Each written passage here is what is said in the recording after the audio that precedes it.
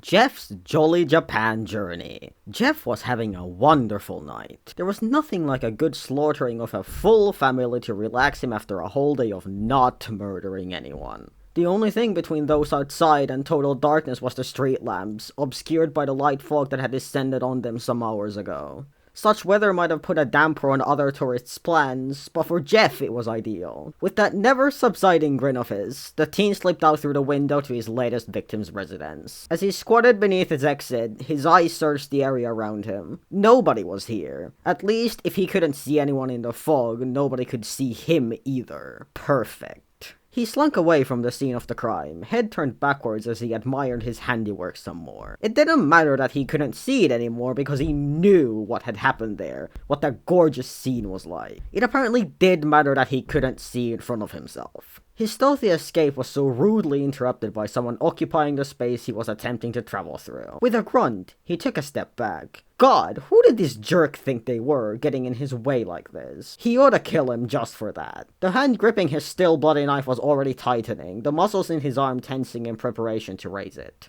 Then the stranger began speaking. Jeff slowly craned his neck up to examine the woman's face as she spoke. Jet black hair like his own, eyes closed but crinkling with a polite smile, and mouth obscured by a surgical mask. Her voice was deep and somewhat ominous. To Jeff, though, it was almost comforting. He still couldn't make out a lick of what she was saying. After all, she must have been a local and he didn't know how to say anything other than go to sleep in Japanese. He wasn't the social type, so what else would he need to know how to say anyway?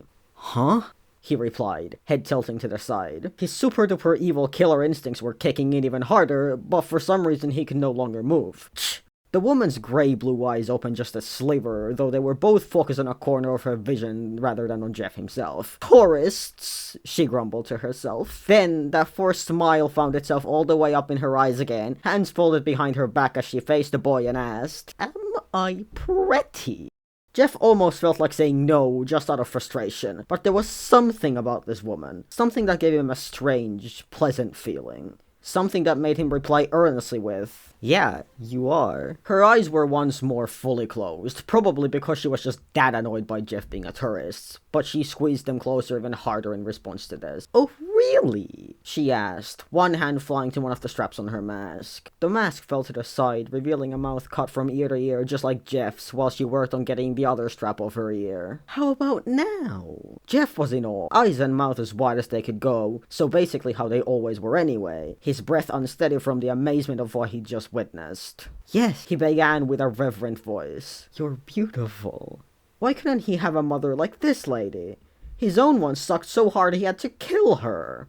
Really? The woman's voice became all the more sinister and threatening as she finally opened her eyes and directed her gaze towards Jeff. "Then I'll give you one What?" Her other hand had already come out from behind her back, scissors primed for snipping. Then she took a good look at the kid. "But I've never seen you before in my life!" Or her afterlife. "Oh, this?" Jeff traced a finger from one end of his extended mouth to the other. "Isn't it beautiful? I realized I couldn't keep smiling forever because I'd eventually get tired, so I did this. Now people can always see my beautiful smile." The lady scratched her head with her scissors, for a moment confused on how to proceed. Okay? She didn't really understand how anybody could actually like having a mouth like this, but you wanna go kill some people together?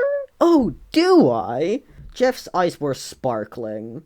"Nothing would make me happier, Mommy." He didn't know what her actual name was, but that wasn't going to matter. She smiled and patted his head, then they slithered off into the sunrise to kill people together happily ever after.